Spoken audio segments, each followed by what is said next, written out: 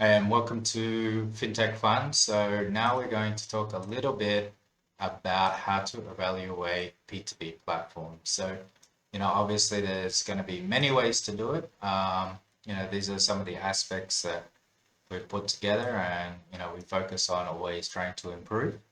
So first, I say, do they have a stake in the business? So what I mean by that is, are you investing in a platform which has some ability to gain and lose from your performance? So this is important. I mean, historically, we're seeing some P2B platforms being less than ethical, and they never had any responsibility in the funding. They never took their underwriting very responsible. So having a stake in there is important. And you know, something that we try to do at FinTech Fund is that we have a stake in almost every single deal. We're trying to either pre-fund it, be part of that funding, and just kind of speed the process up.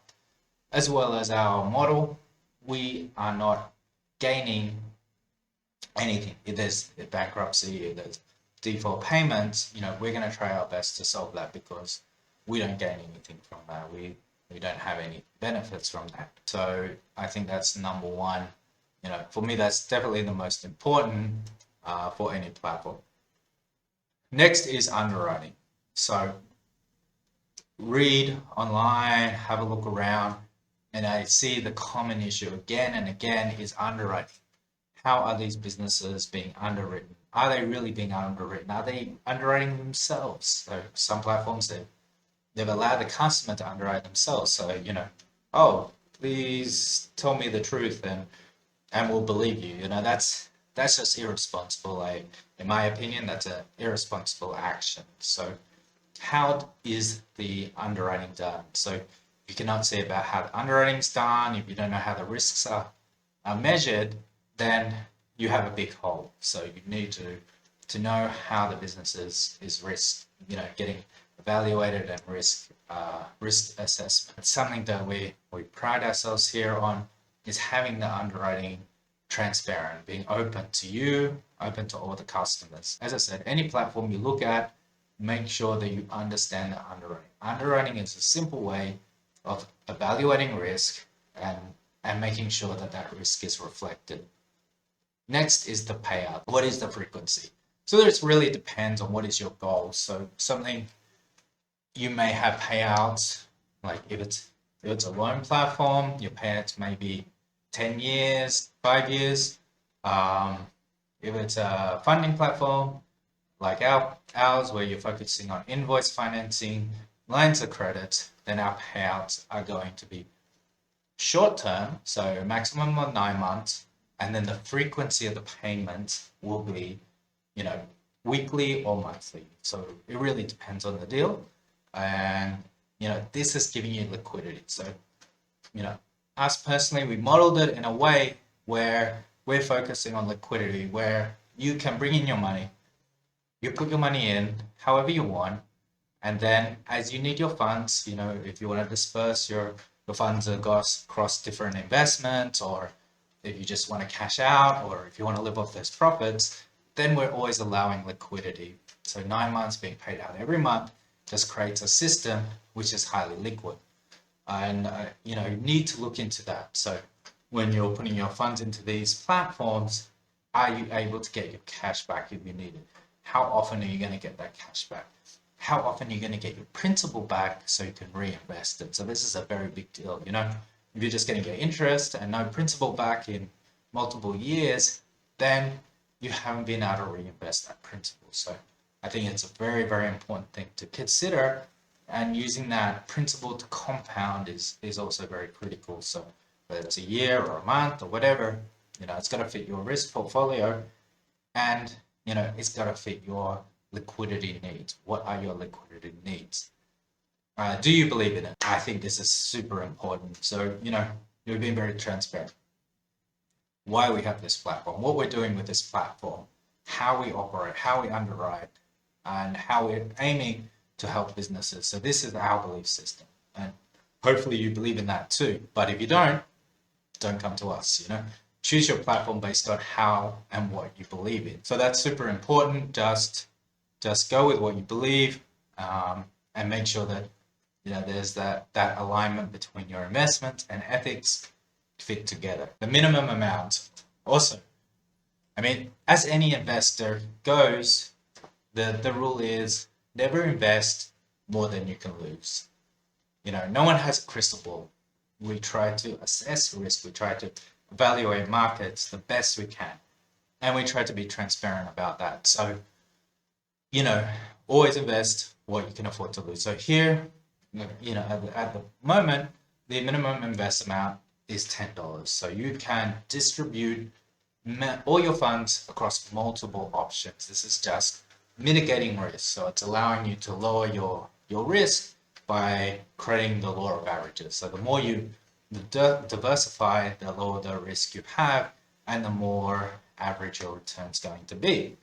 So any good portfolio management, book or website's going to tell you diversify, keep X% in this, X% in that. So as I said, I'm not a financial advisor. I'm not going to give advice, but you need to read and work it out. So me personally, 10% of a portfolio in any area, whether it's real estate or this platform or another platform, is a good mix. So you need to work out what that is, and having the ability to invest in small amounts just means you get to control that liquidity. You get to control your flow of funds, lending of funds. So specifically talking about the p2b platform, there are several risks that you have. You have the business risk, which is we're done through the underwriting, and you have the other risk, which is time.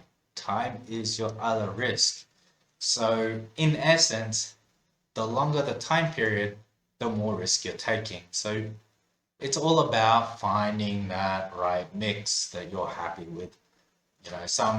When it comes to funding, business time is definitely a risk. The longer time you have in a position, the higher risk you have. Where other things, time is generally your friend, like real estate.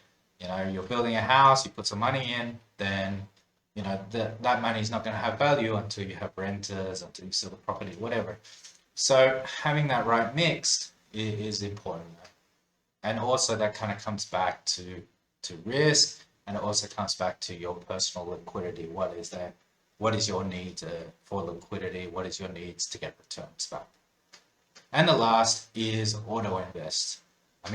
Auto invest is for me is a must. I'm busy.